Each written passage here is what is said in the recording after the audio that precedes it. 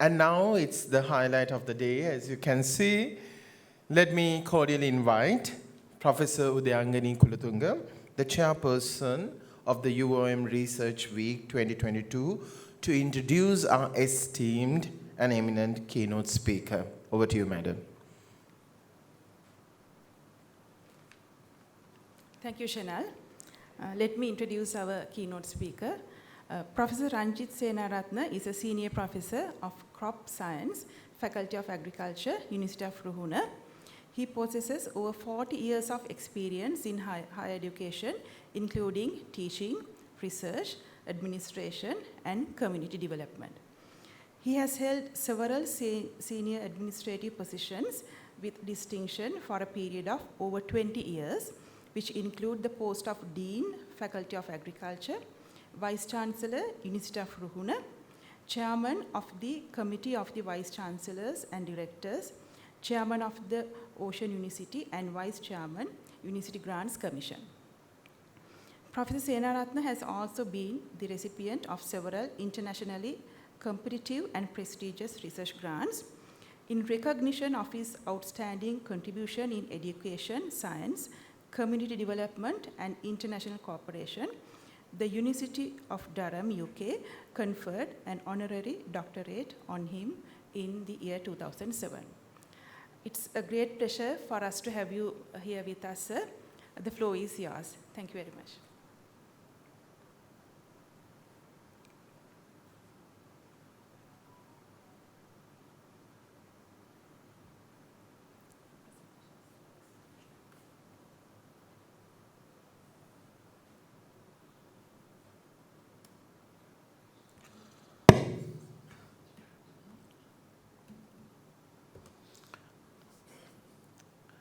Hi, Bowens. Good morning.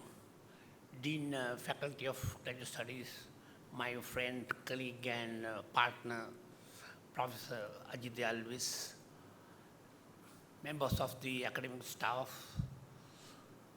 graduate students, postgraduates, ladies and gentlemen. It affords me great pleasure to be in your midst on this momentous occasion. When Dr. Surangika Hanathunga invited me, I accepted the invitation most readily and willingly because of few key reasons. First, for me, there is no greater joy than being with the young, the future, and the learned. So I don't miss this opportunity. I always like to be back in the bosom of the academic fraternity. Because at NSF, I didn't get this intellectually electrifying atmosphere, more boring. Sorry, not that I really underestimate or undervalue, but compared to high voltage, electrifying atmosphere like at Moratuwa, I think you can't compare the atmosphere there. That's why I always have an interface with personalities, live wires like Professor Ajit. Then, as senior academics, now I'm a retired man, emeritus professor. And as an institutional leader, I think we have a profound duty and also moral obligation to motivate, to recognize and encourage the youth who are our future. That is a bounden duty, so there. Then this invitation came from my friend, Professor Ajit Alvis. So I know he will not invite for unimportant events, important events, so I thankfully accepted. So I think since we are behind time, I will go through this fast. Probably since you are already immersed in a high-profile innovation environment, please bear with me if what I share with you is repetitive or not very exciting for you, right? First outline of my presentation, I very briefly touch upon this during the course of my presentation. Universities in the medieval era, the role and function of university in the 21st century, which you are very thorough with. Then are there any differences in IQ and CQ, creativity quotient between nations? Then pace of change in global technological landscape, need for fostering startup ecosystems in Sri Lanka. Are our universities ready and positioned for it? How can NSF contribute to enhancing the academic climate and intellectual and entrepreneurial environment in academia? Then finally, transform Sri Lanka into a developed nation by 2048. Many loaded topics, so I will only scratch the surface of them, but I want to drive home the point. These are important topics that we as a team need to address and deal with. As you know, the universities in the past, say in the medieval Europe, 500 BC, 1500, offered mainly liberal arts like theology, philosophy, and classics, including literature, linguistics, history, and civilization. But following this World War I and II, especially America and Europe, they want to harness the universities to advance geopolitical interest and national defense. Then science started becoming a discipline. And as a result, unfortunately, social sciences relegated to the back burner. I think that is altogether a separate subject, but I want to express my concern there about social science not getting its due place in this modern science, technology, innovation environment.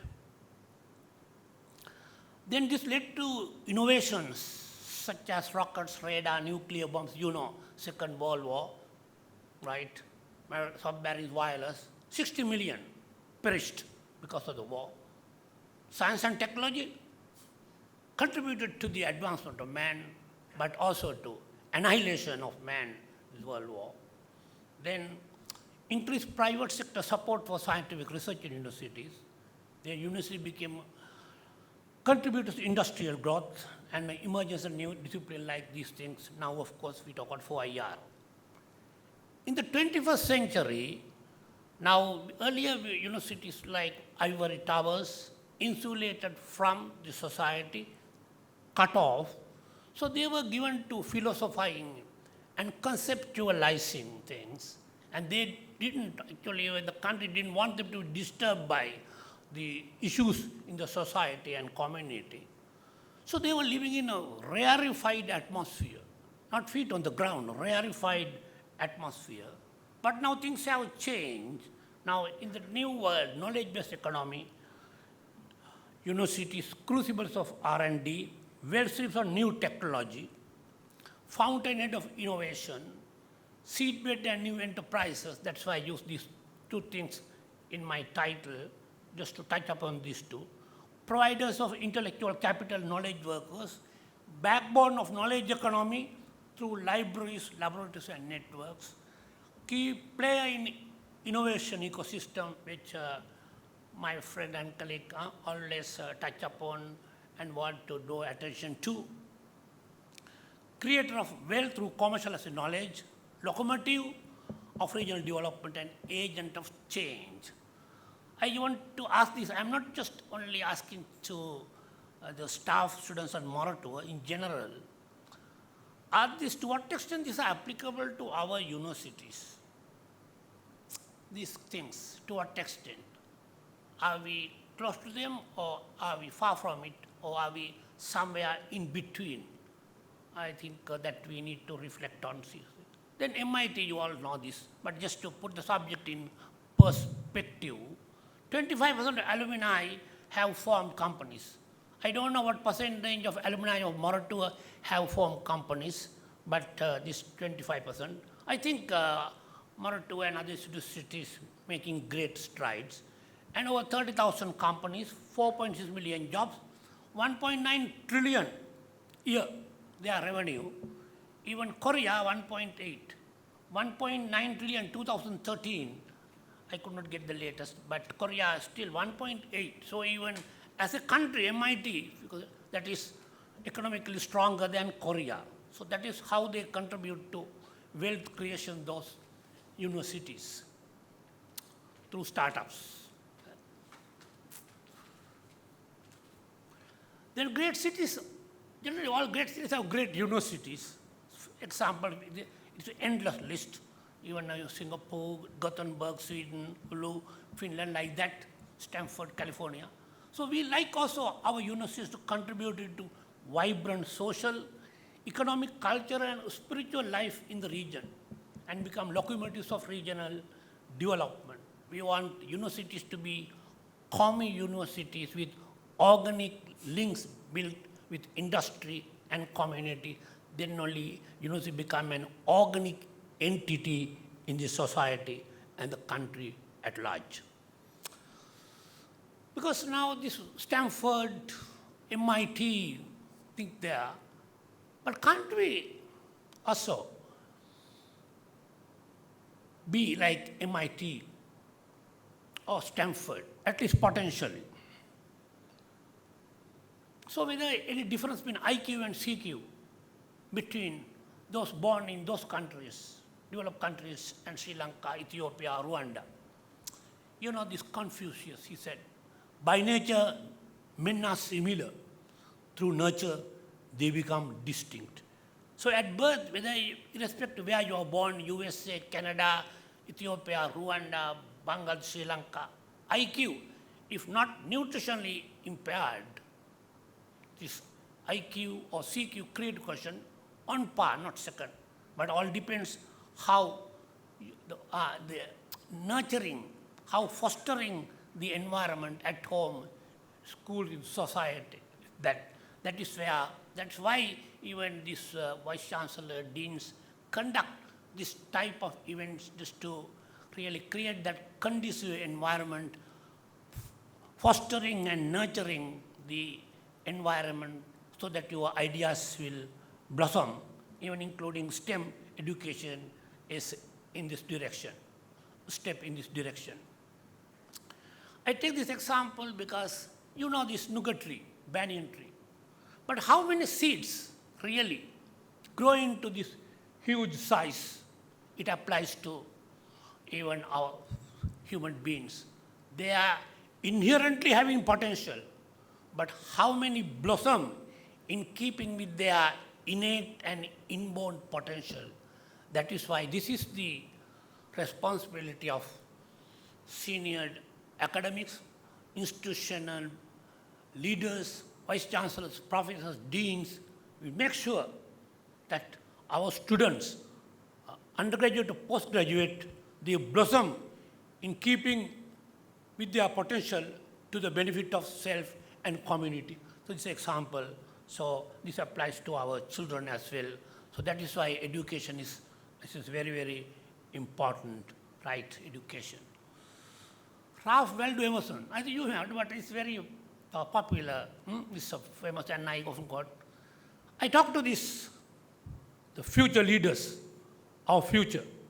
He says, what lies before you and what lies behind you are small matters when compared to what lies within you.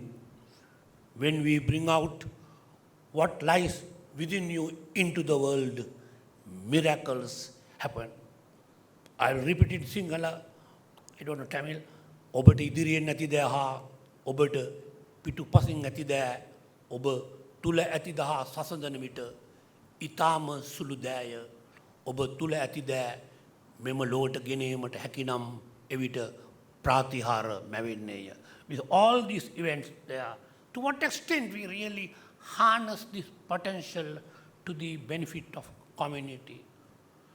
Arnold Sommerfeld, you know Arnold Sommerfeld, He was working with Max Planck and Albert Einstein, right? 5 of his students got Nobel Prizes, 4 PhDs and 1 postdoc. One fellow. In the class, one fellow was sleeping, was dozing during daytime, like an owl. This professor observed that, noted that. Gentlemen, you get out, you go and sleep, don't come to my class hereafter. That is our general response or reaction to this type of sleeping beauty. But professor, after the class, come, my sleeping beauty. He gave that fellow a tougher assignment. He generally gives, not very tough in keeping it a background, but he gave a tougher one just to, so that he would get that shock. Then he said, okay, you can see me 1 week assignment. 3 days time, this man appeared in front of his office. Sir, I'm done. Oh, come. He looked at it. My God, beyond his expectations. Beyond his expectations.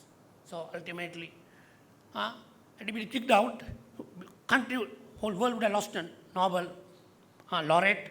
The polling, this is chemistry and peace, sleeping beauty, right? He got Nobel Prize. So I want really that because this, he didn't get Nobel Prize because there is Nobel Prize for education. So Arnold didn't get, but he produced Nobel laureates, right? What I want to say is now like that. Now there are also, the entrepreneurial spirit is in you. So we need to identify those with that spirit, ignite that, like Arnold Sommerfeld did, right? It's scientific passion, entrepreneurial passion, ignite that. That is the importance of having 1 week. That is why the Vice Chancellor, Dean organized 1 week marathon session, right? So that you will be bombarded, right? Living in an electrifying atmosphere which will ignite your innate emotion, passion for entrepreneurship.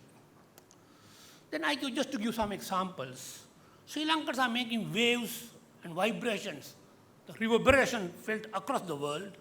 Even with all these issues, limitation, 38 scientists became top 2% in the world, right?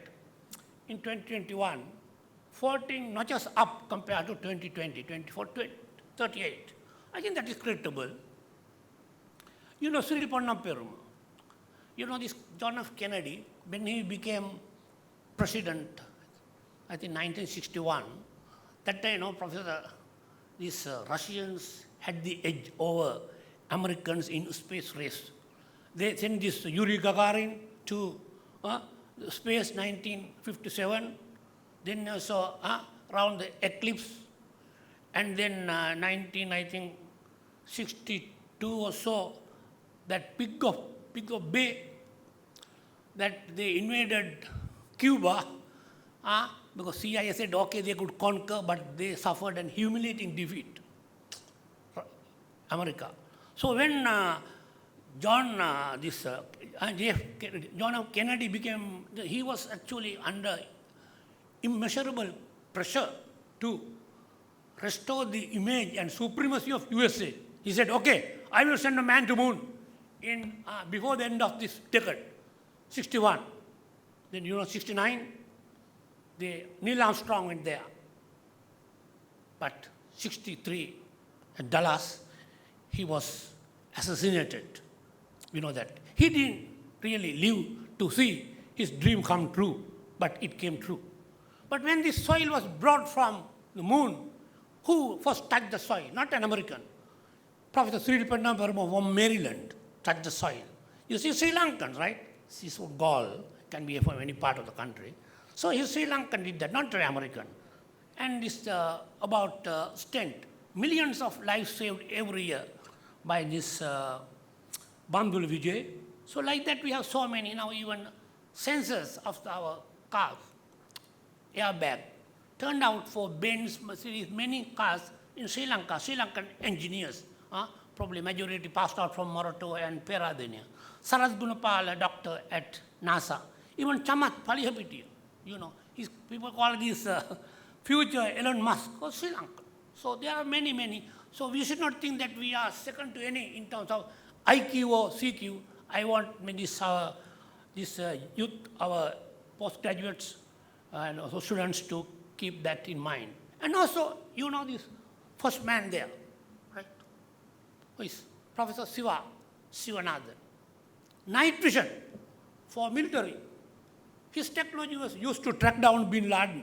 He's a Sri Lankan, right? So there are so many. I will just change it. Yeah, so I just want to say that. So just to substantiate what I said, our IQ, not second. So he is, you see, not American, night vision, military, tactics. For Sivanathan, he's Illinois, he's very closely connected. I will come to that later with us. And this is the one I want to show. You may have seen this, but when I was in Vienna, my professor was telling, I did my PhD in Vienna. Oh, I am repeating for the 10th time, right? So you may have heard, but you see here, now, you could see, you could see where these Americans, right? Average American, 56,000, their GDP. Now, many ethnic communities in America, right? You think Americans are top. Then you see the Sri Lankan Americans, fourth place, 74,000, right? They are ahead of Japan, Malaysia, Chinese, Pakistani, all that. Even Korean Americans, Sri Lankans, their income, that ethnic community, 74,000. This white Americans, only 56,000. So these Americans all, and white American, 59,000. You see Sri Lankans. Our problem is why they don't perform here, why they blossom there. I think there's a matter to be addressed here. When they go there, they are on the top of the world, but here they are not really shining. I think these are issues we need to address. It's a billion-dollar question which we need to address.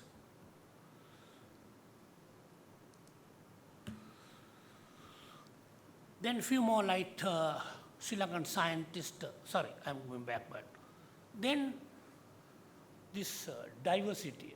You talk about innovation, this is now there. So I thought this medicine, I don't deal with this, but just to tell that in the 13th and 30th century, 17th century, the Medici family, they really got down really a wide range of professionals, scientists, artisans from Europe to Italy.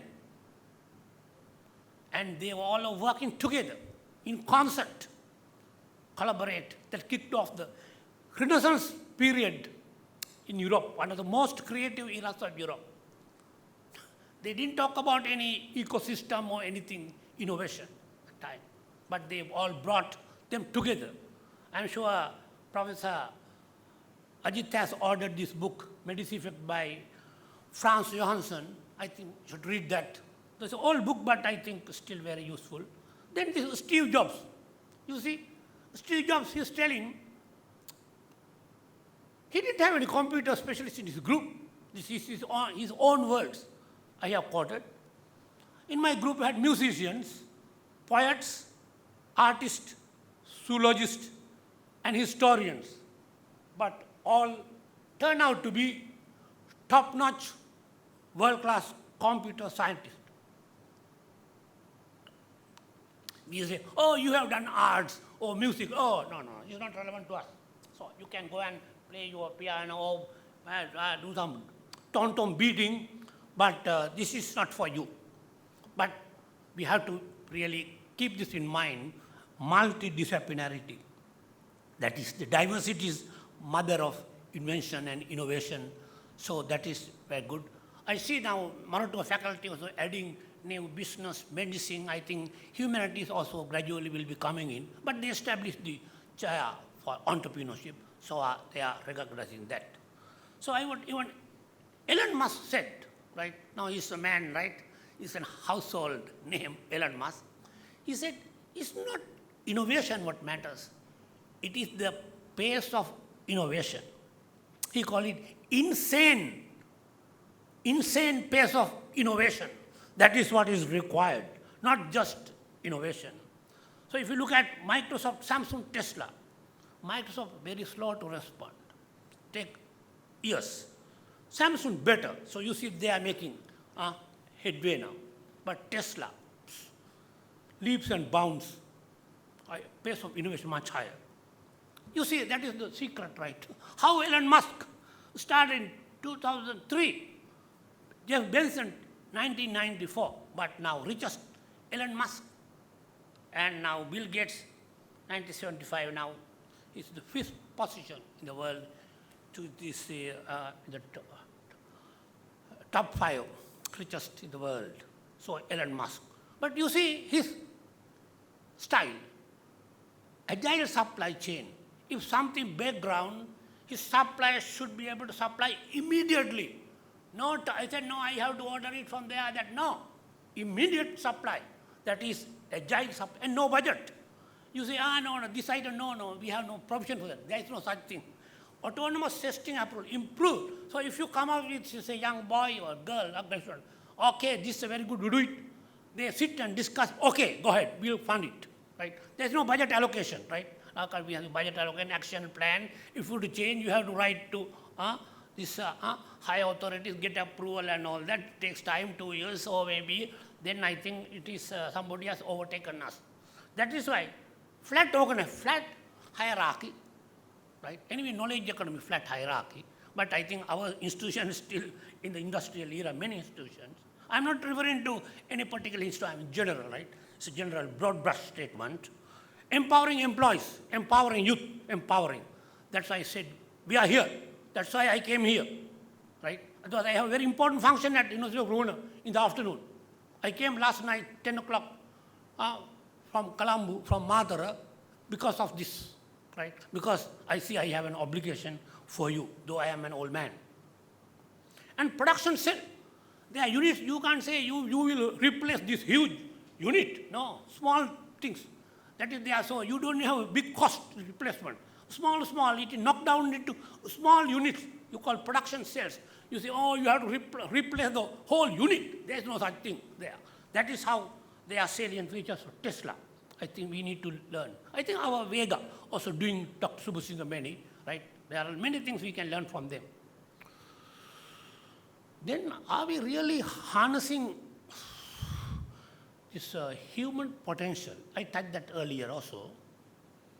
Now we don't talk about HRM, that is 21st century human potential. Generally we get only about maybe 5 to 10% of the potential we are harnessing, we are tapping.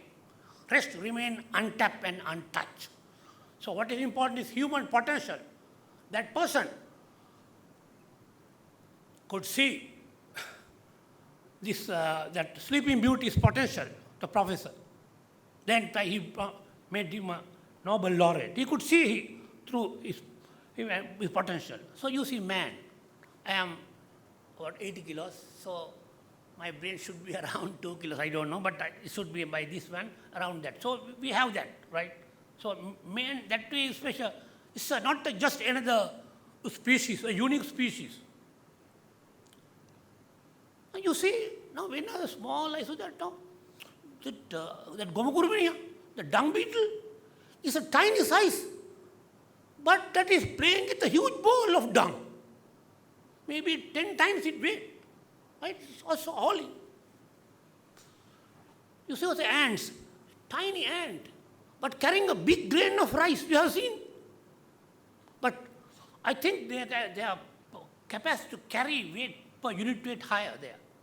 But man's brain, creativity, man is well ahead of all other animals doing that. I thought I should give a little bit of biological touch because you are more in a technologically bent environment. So, Desmond Morris, I am sure. How many have read the book of Desmond Morris? How many? How many have read the book of Desmond Morris? Oh dear. None? How many have heard of Desmond Morris? This is part of our problem. If they reflect, if they really this reflect consider problem. Alatino Nirvat Vanaraya, Naked Day, this Desmond Morris, right? He's an ethologist, now about 94 years, a British zoologist, ethologist. He's very interesting. I think you should read that book.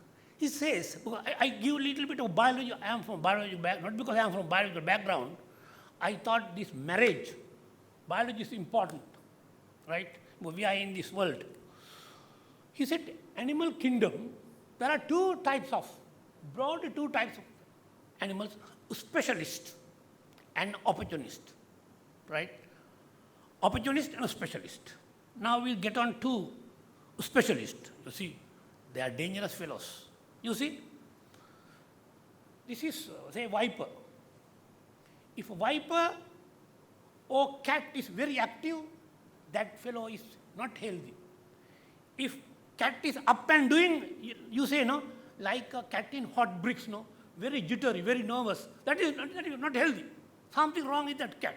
You see that there are salient features. Inactive for the most of the time, but very efficient, agile. Searing in, they are very agile. Kill the prey with minimum effort. No waste of energy. If up and doing, they are sick. Now you see, if there's a rodent and if we at home try to get a broom and try to get at the fellow, you break this broom, you break there, you hurt yourself, bring some glasses, the fellow escaped. Right? You could not. But you see, pussycat,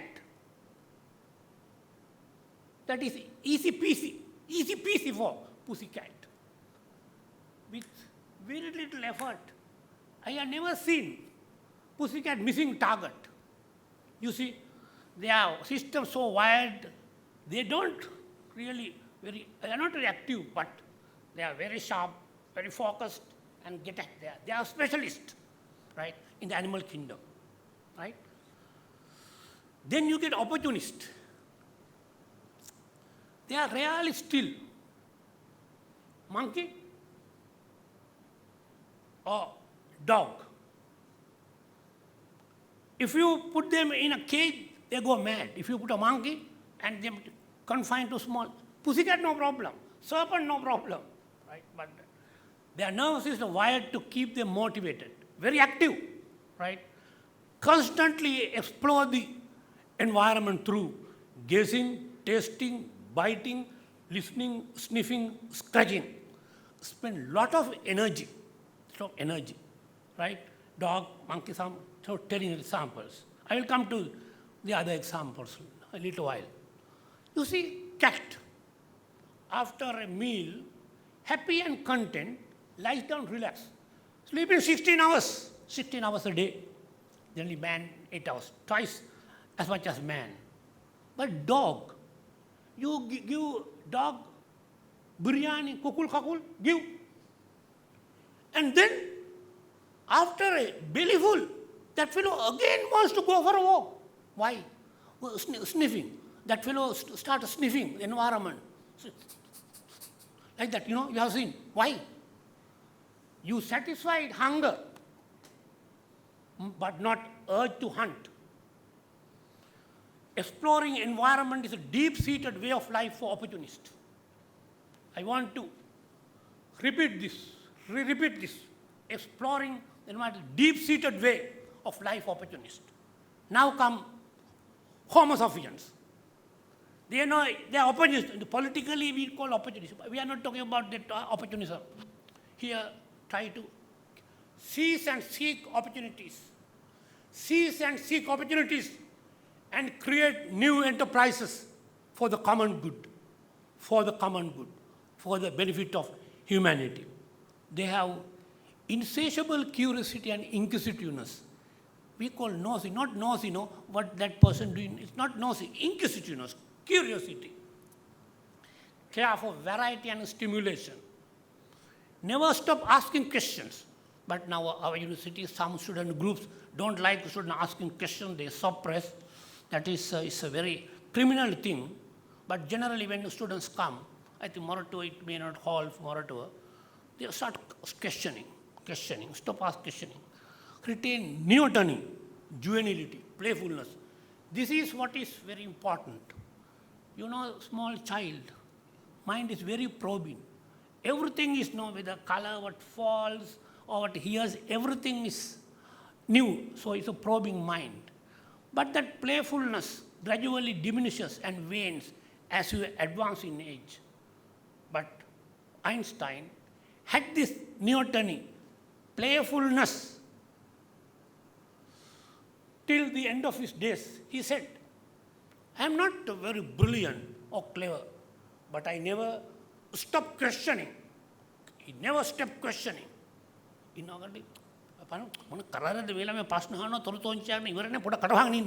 So we really silence them, no? But that is very unhealthy. You squash their creativity. Of course, it may be a nuisance, but you have to you have to understand the human mind. That's why this psychology is very, very important. Even human beings, you know, the same thing also you do in different ways. No? You are tired, you won't change. People won't change. Addicted to change. That is why that's why I said now we also have the deep-seated desire to explore nature. I think that is the one we have to rekindle. Rekindle that one. That is the whole purpose of this time event is that. So greatest, I think I will learn. So we should not really touch or suppress that. That is the greatest joy of being this Homo sapien. That is the greatest. If you suppress that, that becomes subhuman. Sometimes we are Homo sapien, but because of the environmental impact, anthropogenic impact, some people have been rendered subhuman. That is an untold harm to not only that person, to the humanity at large. Then George Bernard Shaw, right? I don't know,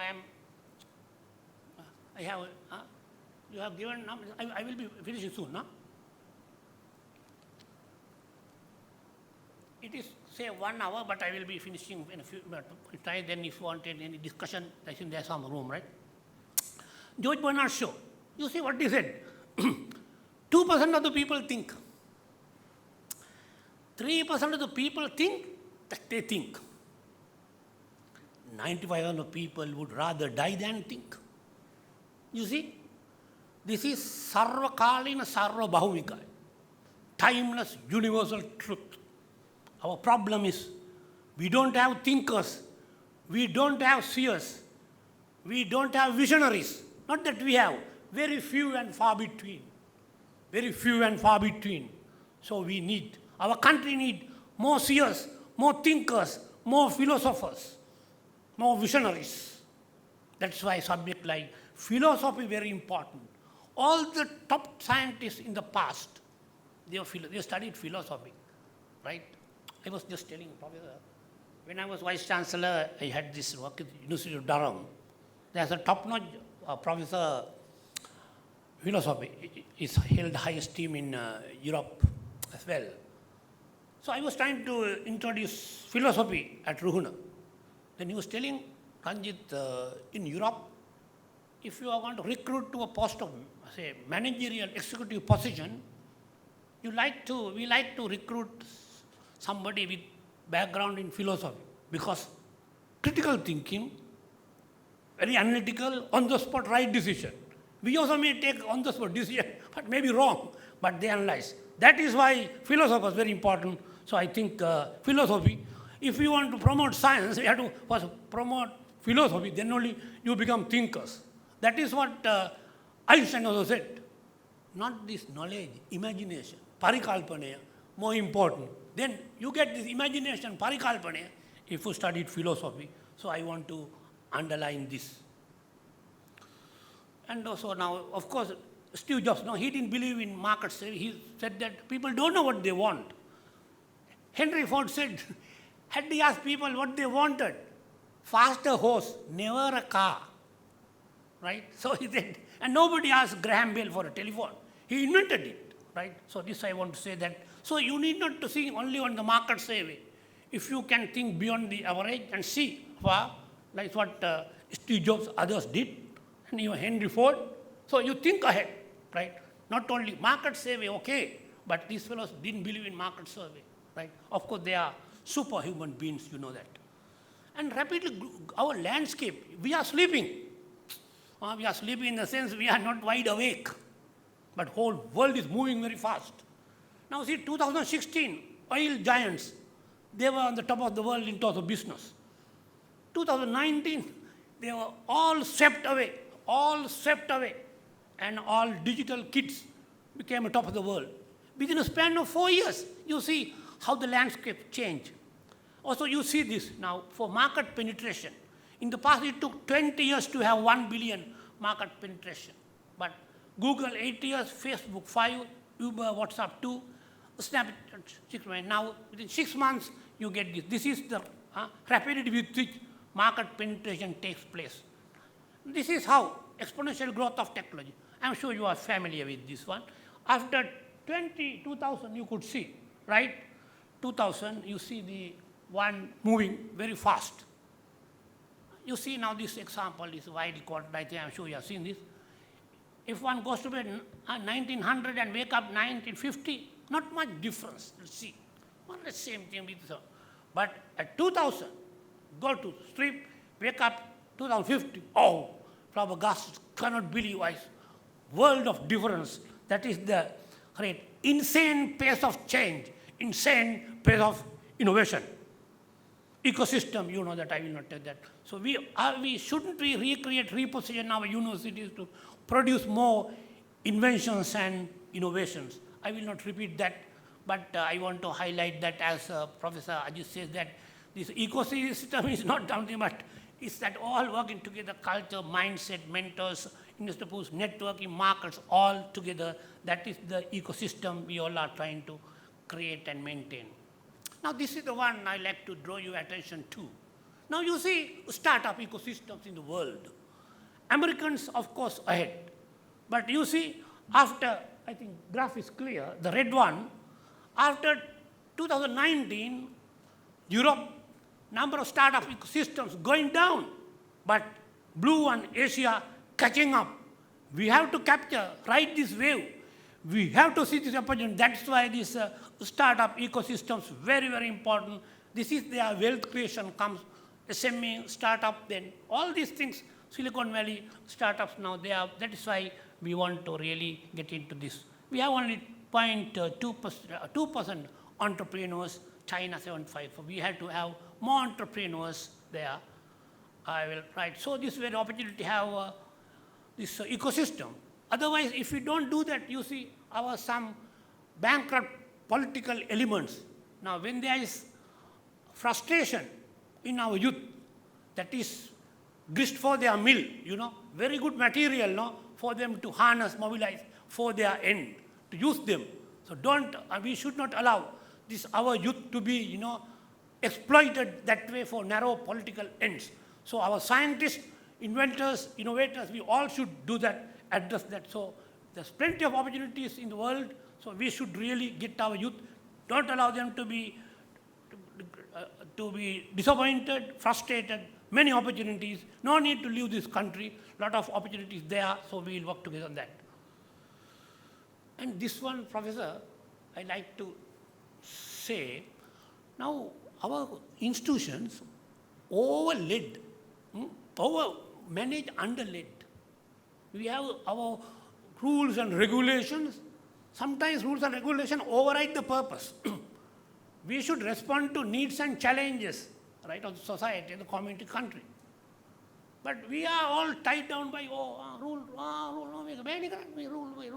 rule. Rules and regulations should be stretched to accommodate the purpose, right? We are there, that light, no? Now we have vice chancellors, we have councils, all that, right? Otherwise, one clerk could look at this equity and say, no, this cannot be done. Why can't do that, right? Vice chancellors and council, they have to look at it and see what we could do. I am not talking about the act. I am not talking about the act, right? Act is law, right? But other things, guidelines. So we have to really really change them to respond to change. That is how Elon became this. And our many things still people are managed like inanimate, right? People also control. We need to, as I said, we want to lead, empower, and encourage them, not to control and regulate them. I'm coming to the end, but this is the one I like to draw attention to. Now, this is a postgraduate session, so I did quick scan of the landscape of some universities at home and abroad. Now, you see now India at convocation, ITI Bombay, more than 50% postgraduates, right? If you look at the queue, more than half postgraduates. It is the general case now in Bangalore, 87 postgraduate, right? The University Institute. And of course, even Thailand, you can average 90 to 27, 87 postgraduate. Convocation, queue. You see? Few undergrads. Postgraduates, more. Ours, just the opposite. I come to that. You see here, Colombo. Actually, this may not be very accurate, but I just got two of my assistants to do this quick one, right?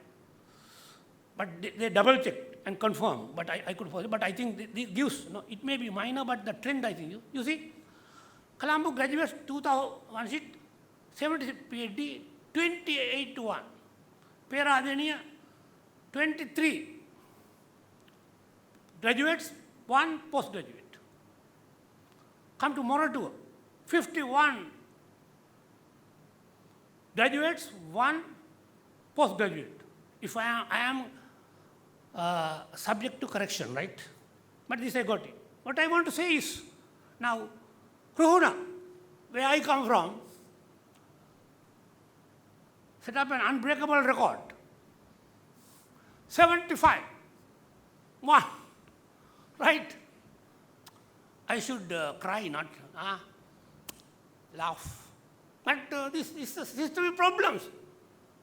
Now, Professor, now UGC prepare those handbooks. Who looks at them? Probably 1 or 2 old fellows like I look at them.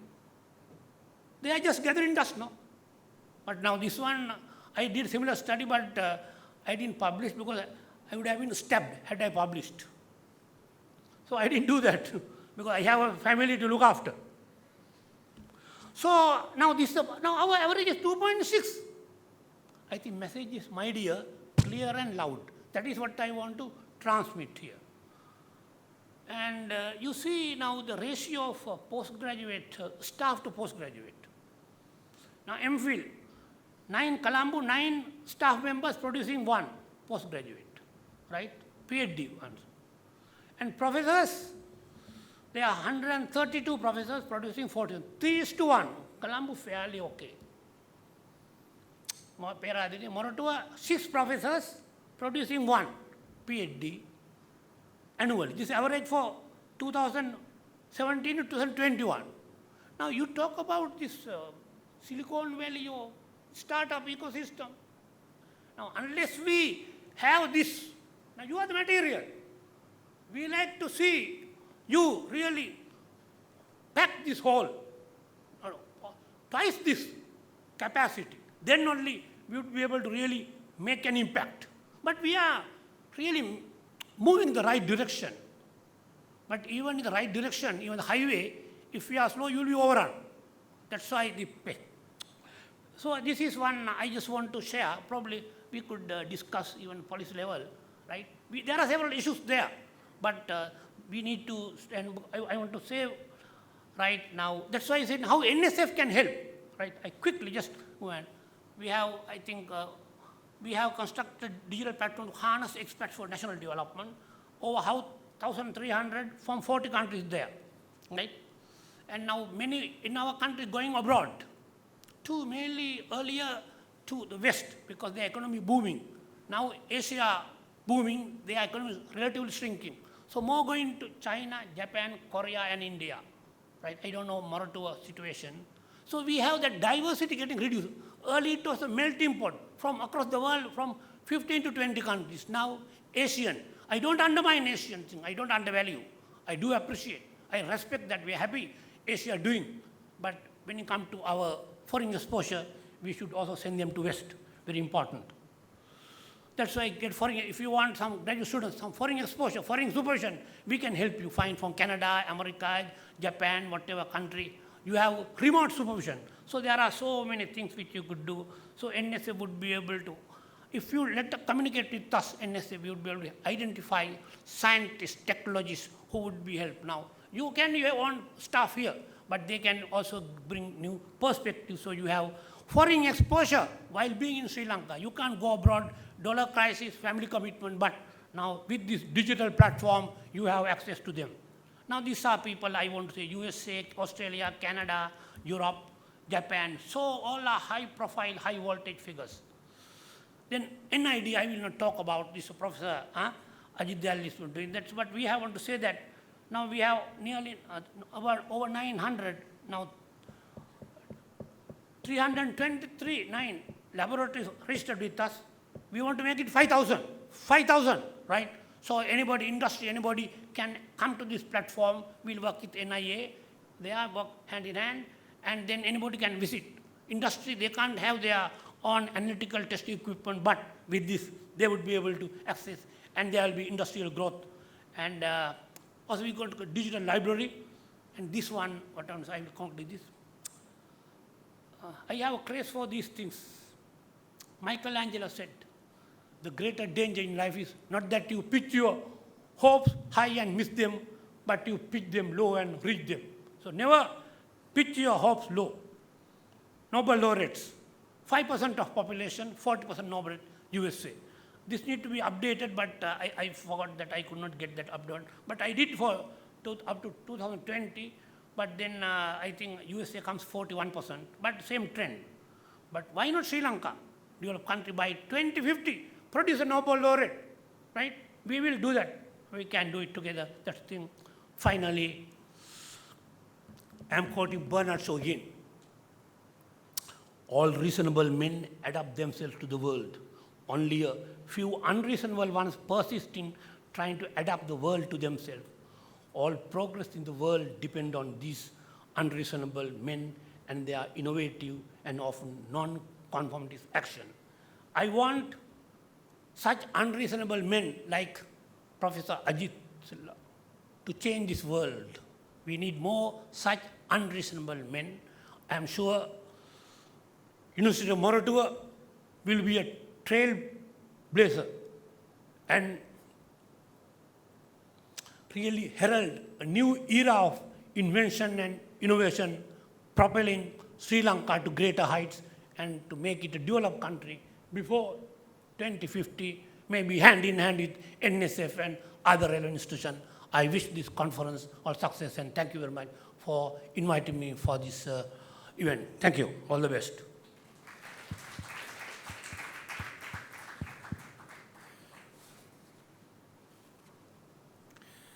Thank you, sir, for that wonderful, thought-provoking sharing of ideas.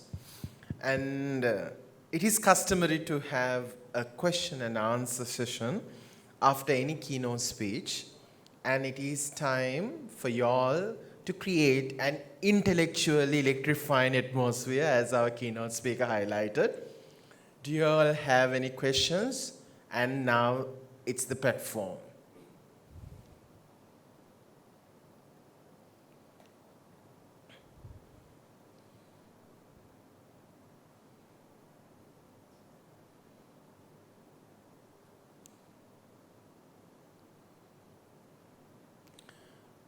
Suppose that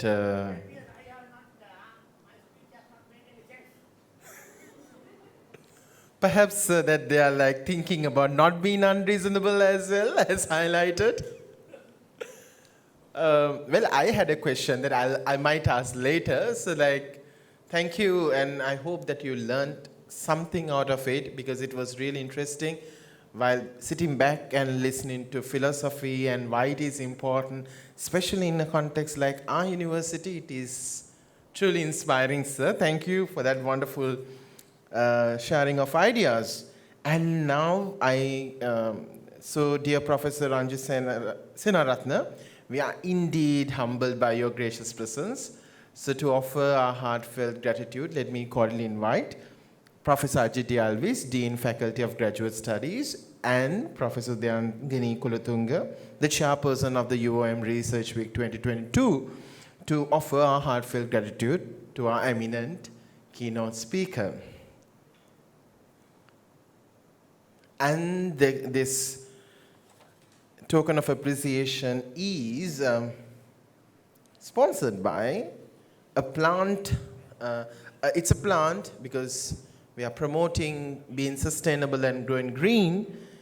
And so it's an aspiration from a verdant heart, a plant sponsored by Turu, and a souvenir which is to commemorate 50th Jubilee of University of Moratuwa. Please give a round of applause. Nothing can be dearer to my heart. A man, agriculture, is very. Thank you very much.